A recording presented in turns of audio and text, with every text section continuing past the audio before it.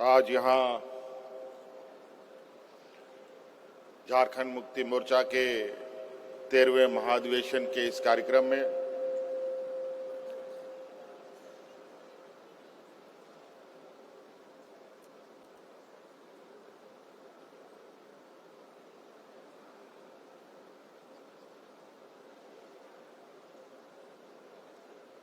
जो 2 दिवसीय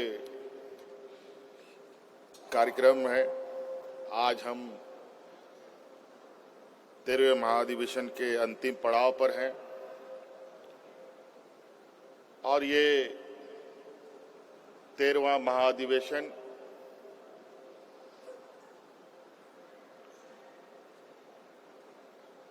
मुझे लगता है कि झारखंड मुक्ति मोर्चा के गठन के बाद का ये पहला अधिवेशन है, महाधिवेशन है।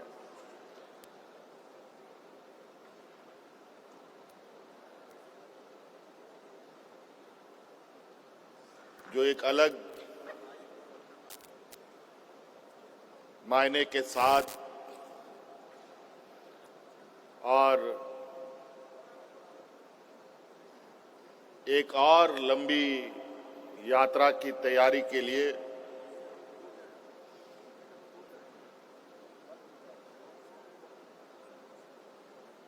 एक बड़ी तैयारी के साथ ये महाधिवेशन आयोजित हुआ है।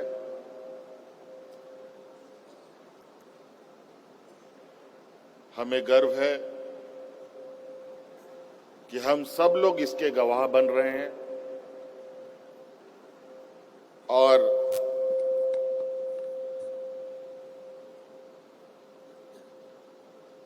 आदरणीय दिसम गुरु शिबू सोरेन जी के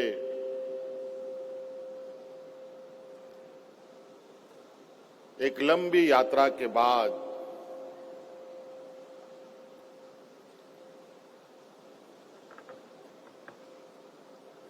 अब और लंबी यात्रा झारखंड मुक्ति मोर्चा कैसे तय करेगी, कैसे आगे बढ़ेगा,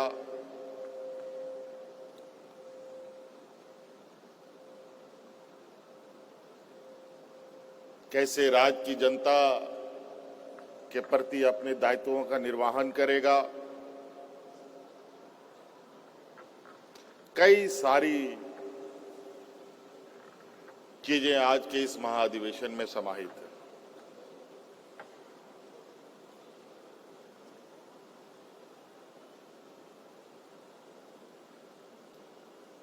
आज के इस पड़ाव के बाद झारखंड मुक्ति मोर्चा फिर से एक लंबी यात्रा के लिए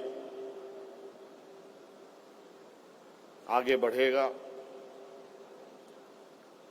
आज के इस महाधिवेशन में आदरणीय दिसम गुरु शिबू सोरेन जी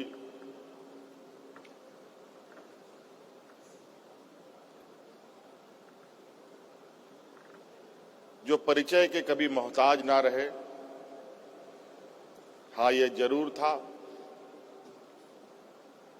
कि हम सभी लोगों ने मिलकर, आप सभी लोगों ने मिलकर, राज्य की जनता ने मिलकर, यहाँ के आदिवासी, मूलवासी, दलित, पिछड़े, शोषित, किसान, मजदूर, हर वर्ग के लोगों ने मिलकर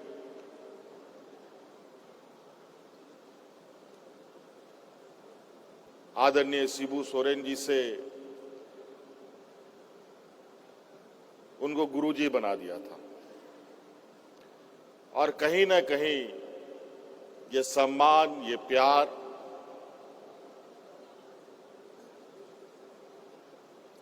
इस राज्य की जनता ने इनको दिया और उस मान, सम्मान और प्यार का भी एक एक कर्ज इन्होंने राज्य की जनता को वापस भी किया। अपना बचपन, जवानी, बुढ़ापा इस राज्य की जनता, यहाँ के आदिवासी, मूलवासी किसान, दलित, पिछड़ा, अल्पसंख्यक के लिए कुर्बान कर दिया।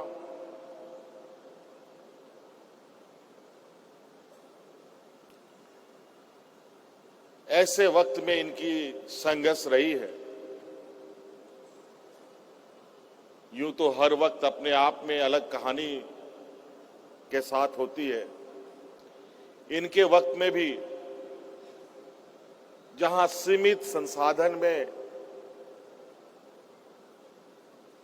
इस राज्य की जनता की रक्षा के लिए संकल्प लेना,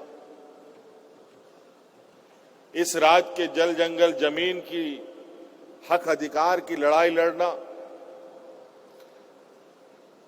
सामंती विचार वालों से लोहा लेना, ये साधारण बात नहीं है।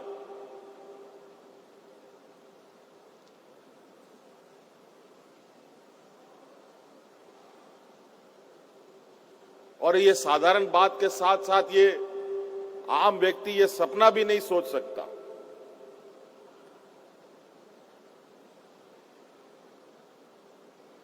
और आज के समय में तो बिल्कुल ही बहुत ही विरले ही ऐसे लोग मिलते हैं जहां समाज के प्रति, राज्य के प्रति, गरीबों के प्रति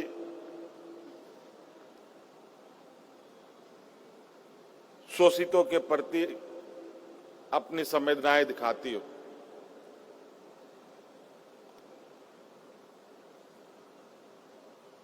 और आज सिर्फ झारखंड ही नहीं बल्कि पूरा देश शिबू सोरेन से नहीं, गुरुजी के नाम से हमारे पार्टी संस्थापक को जाना जाता है।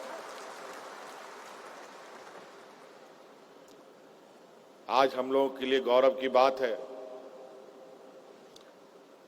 अनगिनत क्रांतिवीरों के बीच में से एक आज हम लोगों के बीच में है। वैसे कई सारे लोग मंच पे आपको दिखेंगे जो आदरणीय दिसोमगुरु शिबू सोरेन जी के साथ कदम से कदम मिलाकर चलने वाले लोग रहे हैं।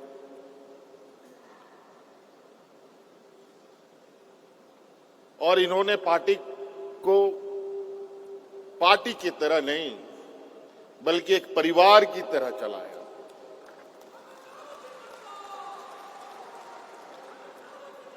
हर एक व्यक्ति, चाहे वो विधायक हो, सांसद हो, मंत्री हो, कार्यकर्ता हो, सभी उनके लिए एक बराबर, एक नजर उनके लिए था।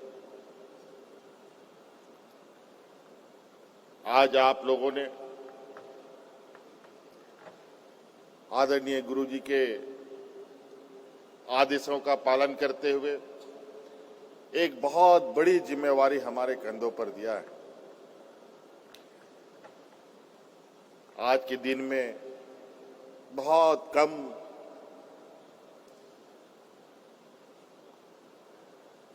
आदरणीय गुरुजी बातों को रखते हैं, लेकिन आज भी इस मंच पे बहुत सारे लोग हैं और मंच के नीचे भी कई सारे लोग हैं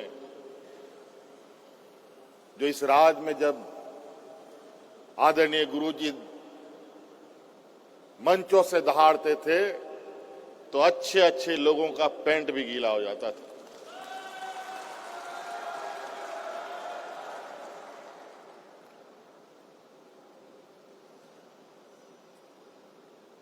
और आज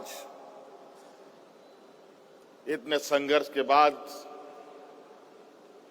उम्र के एक पड़ाव में है, कई सारे लोग हैं।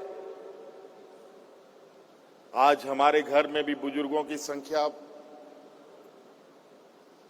थोड़ी बढ़ी हुई है और आज पार्टी के अंदर में भी हमारे बुजुर्गों की संख्याएं बढ़ी हुई है, लेकिन बड़ी तेजी के साथ इसमें नई पीढ़ियों का भी समावेश हो रहा है। और इस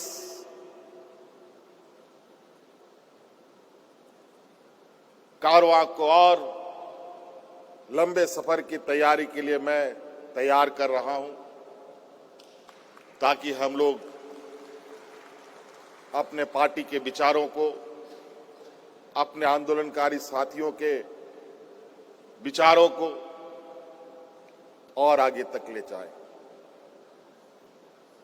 राज अलग करने का संघर्ष था, अब सत्ता की संघर्ष है। इस राज को संवारने सजाने का संघर्ष है। ये झारखंड पूरे देश में, विश्व में सोने की चिड़िया के नाम से जाना जाता है। लेकिन बड़ा दुर्भाग्य की बात है, यहां के लोग इतने सीधे सरल स्वभाव इस राज्य के लोगों का रहा है कि आए दिन कोई ना कोई किसी रूप में इस राज्य में आता रहा और यहां के लोगों को छलता रहा, ठगता रहा और उनके हक अधिकार को मारता रहा। चाहे वो सरकार बना करके, चाहे वो पदाधिकारी के रूप में, चाहे वो बिचौलियों के रूप में, चाहे वो व्यापारी के रूप में, अलग अलग चेहरे से लोगों ने इस राज का दोहन करने का काम किया।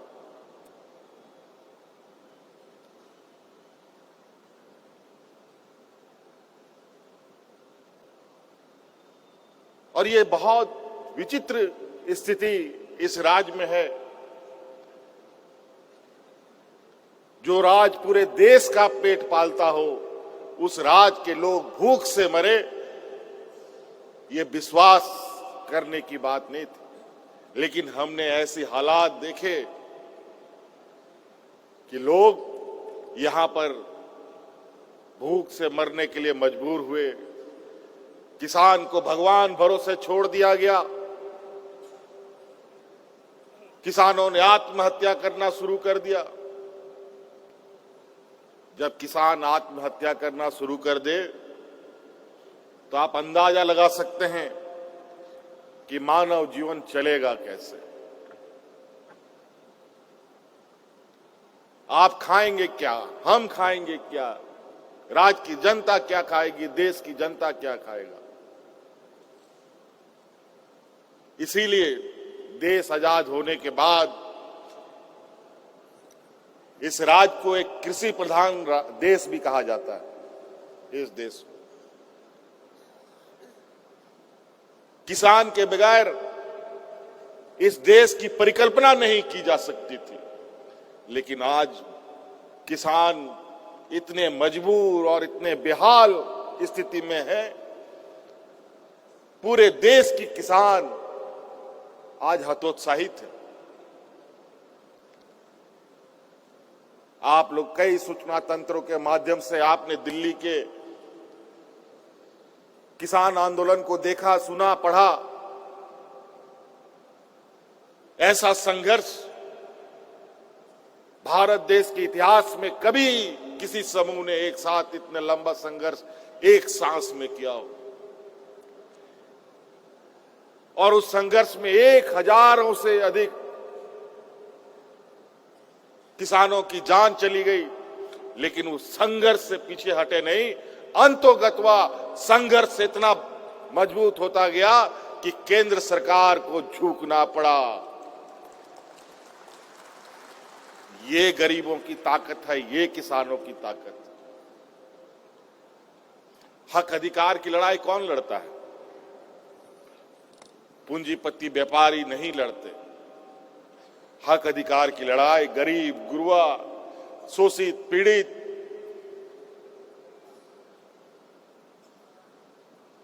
कमजोर लोग लड़ते हैं।